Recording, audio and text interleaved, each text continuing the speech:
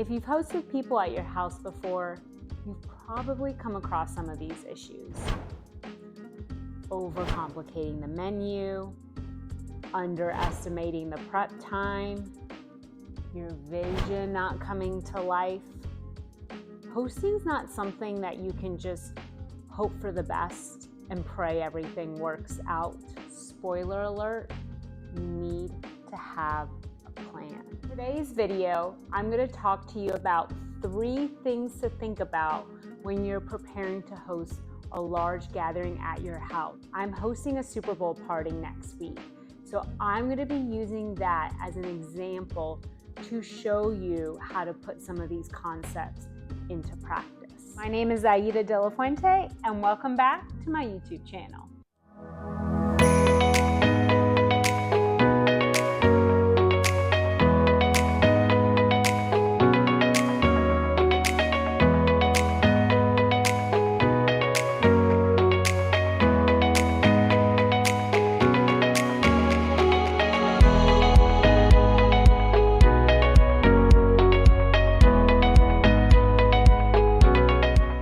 Before we dive into these 3 categories, I want to make sure you have the right mindset. Planning is a lot of work, so just know that the more work that you put into the event up front, the better your event is going to turn out and the less stress you will have the day of. Trust me on this. Planning a large gathering, you want to think about it in 3 different categories: the guests, the menu, and the timeline. Category 1, the guests. In this category, you want to focus on 3 things: deciding who you want to come, when you will send the communication for the event, and the final head count. Decide who you want to invite seems like an obvious thing, but there's one thing that most people don't think about, especially in a large gathering. Do all the people coming to your house know one another? The one thing that you want to avoid is making your gathering feel like a networking event. If the people you are inviting over don't know each other, you want to give everyone a reason for coming over. For example, my friends coming to the house for my Super Bowl party don't all know each other. But the Super Bowl is a common point among everyone coming, and that is the reason for them coming over. A common point allows everyone to have easy conversations, things to talk about without feeling forced or having your guests feel like they need to come up with conversation topics throughout the day. Now that we know the reason why all your guests are coming to your house, we want to ensure we are communicating the event with enough time. As adults, it's essential we get our event on everyone's calendars ASAP. Lastly, the head count. Without the head count, it's going to be a little bit hard to plan the menu and understand the timeline of your event. So shoot to get your head count at least 2 weeks in advance before the actual day of the event. Category 2, the menu. Now that we know who's coming, we want to make sure we're curating the best menu possible. To do so, you want to think of 4 things: the quality, the diversity, the sizing, and the presentation. Let me dig into these topics a little bit more. First, the quality. You want to ensure your food has a good balance of freshness and flavor. Avoid choosing recipes that call for blocks of cream cheese and multiple sticks of butter. The fresher and healthier your ingredients, the more home-cooked your food is going to feel, and the more memorable it's going to be to your guests. Second, the diversity of the food. The absolute worst thing is showing up to an event and seeing the same type of food laid out. For an example, How annoying is it at Thanksgiving when you show up and there's 20 different kinds of pies? You get tired just looking at it and it doesn't look appealing. To fix that, think about how you can offer a variety of food while focusing on texture and contrast of the food. A simple way to do this is thinking about the food groups and the color variations that you have on your menu. Secondly, you can also think about the texture of your food. Does your menu have crispy textures, crunchy, smooth, creamy? Think about this when planning your menu, and it's going to add a lot of interest to your food that your guests will love and enjoy. Number 3, sizing. Have you ever been to a wedding and it's cocktail hour? You're hungry and you see a waiter come by. They have a fresh bruschetta that they're offering. You go to grab it.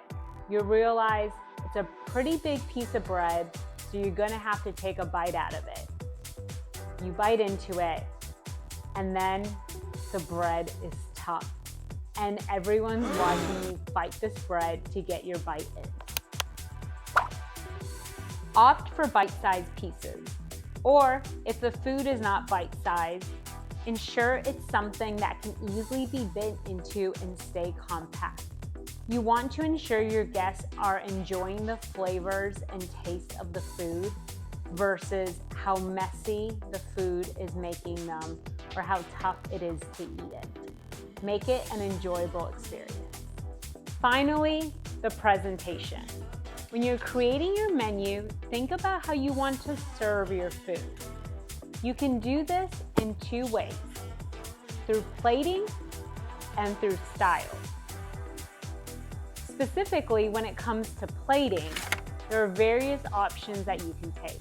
There are large platters, there are small platters, there are different shapes for platters. What size are they?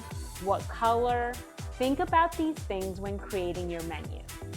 The last thing you want is having too large of a platter and it look like the food that you have on it has already been eaten. Then there's the presentation style, something most hosts don't think about. Consider using unique serving vessels and platters to add visual interest to your food.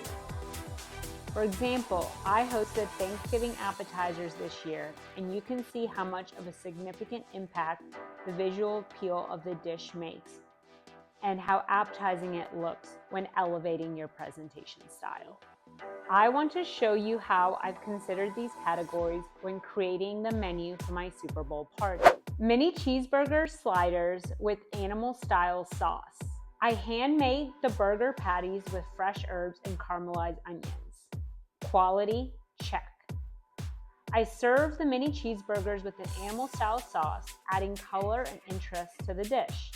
Diversity, check. Mini cheeseburgers are compact when eating. Sizing, check. And I will be presenting them on a long charcuterie board with the everything animal sauce in various ramekins throughout the board. Presentation, check.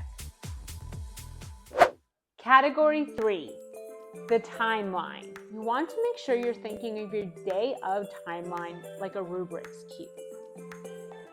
You want all your dishes to line up so they're ready to serve and be enjoyed at the right time and in the right way. I don't think it's necessary to draw up a fancy Excel document and plan out your day, but understanding the sequence of events is essential. Duration of prep and cook time for each of the dishes. Prep earlier in the day or try and make things that allow you to prep the day of. The last thing you want is to feel like you're in crunch time and all the dishes that you have to make have to be made at the same time. Trust me, this is a recipe for disaster. Unintended. What kitchen appliances are available? You want to avoid having to use the same appliance for multiple different foods because if not, you may get congested and get behind on making the food. So when you're planning out the menu, really think through the timing aspect and what you need to create each of your dishes. Always give yourself time to get ready. You want to be strategic about this. Get ready after you're done using all the hot kitchen appliances, like a cooktop or an oven. Being around all that heat may cause you to sweat, and you don't want to be ready and sweating in your makeup and ruining your hair with the sweat dripping down your forehead. So ensure that you're getting ready after the bulk of the preparation is done. Have your kitchen ready. In your day of timeline, ensure you have time to tidy up your kitchen. Although you've been preparing and cooking all day, you don't want your kitchen to show that. You want to be as organized and as tidy as possible when guests come over to give off a calm and inviting atmosphere. And that's a wrap on the 3 categories to leave you stress-free for your next large group gathering. If you found any of these tips helpful, please leave them in the comments below. I hope you're enjoying my hosting series. Subscribe to my channel as I'll be coming out with more. In the meantime, happy hosting, and I'll talk to you soon. Bye.